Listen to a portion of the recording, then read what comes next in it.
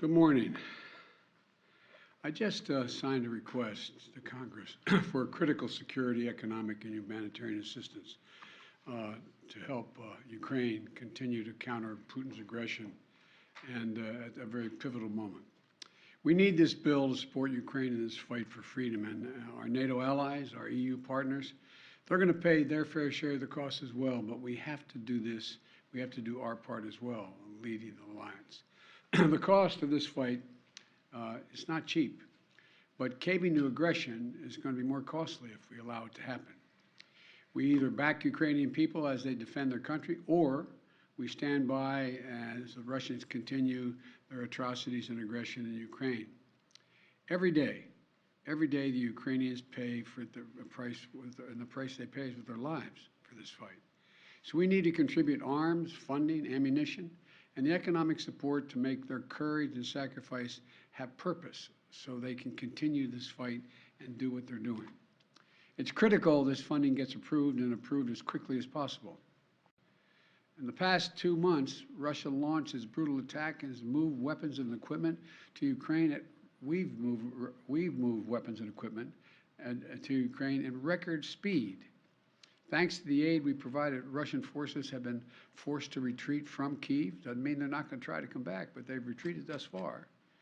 We've sent thousands of anti-armor, anti-missiles, helicopters, drones, grenade launchers, machine guns, rifles, radar systems, more than 50 million rounds of ammunition.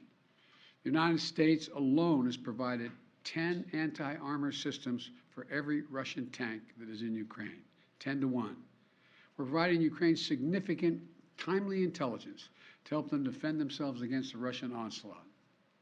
And we're facilitating a significant flow of weapons and systems to Ukraine from our allies and partners around the world, including tanks, artillery, and other weapons. That support is moving with unprecedented speed. Much of the new equipment we've announced in the past 2 weeks has already gotten to Ukraine, where it can be put to direct use on the battlefield. However, we've almost exhausted what we call, the fancy phrase, the drawdown authority that Congress authorized for Ukraine in a bipartisan spending bill last month. Basically, we're out of money. And so that's why today, in order to sustain Ukraine as it continues to fight, I'm sending Congress a supplemental budget request.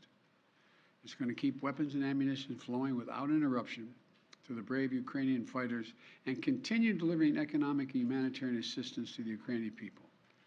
This so-called supplemental funding addresses the needs of the Ukrainian military during the critical weeks and months ahead. And it begins the transition to longer-term security assistance that's going to help Ukraine deter and continue to defend against Russian aggression. This assistance would provide even more artillery, armored vehicles, anti-armored systems, anti-air capabilities that have been used so effectively thus far in the battlefield by the Ukrainian warriors. And it's going to deliver much-needed humanitarian assistance as well as food, water, medicine, shelter, and other aid to Ukrainians displaced by Russia's war, and provide aid for those seeking refuge in other countries from Ukraine. It's also going to help schools and hospitals open. It's going to allow pensions and social support to be paid to the Ukrainian people so they have something in their pocket. It's also going to provide critical resources to address food shortages around the globe. Ukraine was one of the world's largest agricultural producers. It typically grows 10% of all the wheat that's shipped around the world. Putin has asserted sanctions are blocking food from Ukraine and Russia getting on the market, the sanctions we've imposed on Russia. Simply not true. Putin's war, not sanctions, are impacting the harvest of food and disrupting the movement of that food by land and sea to nations around the globe that need it.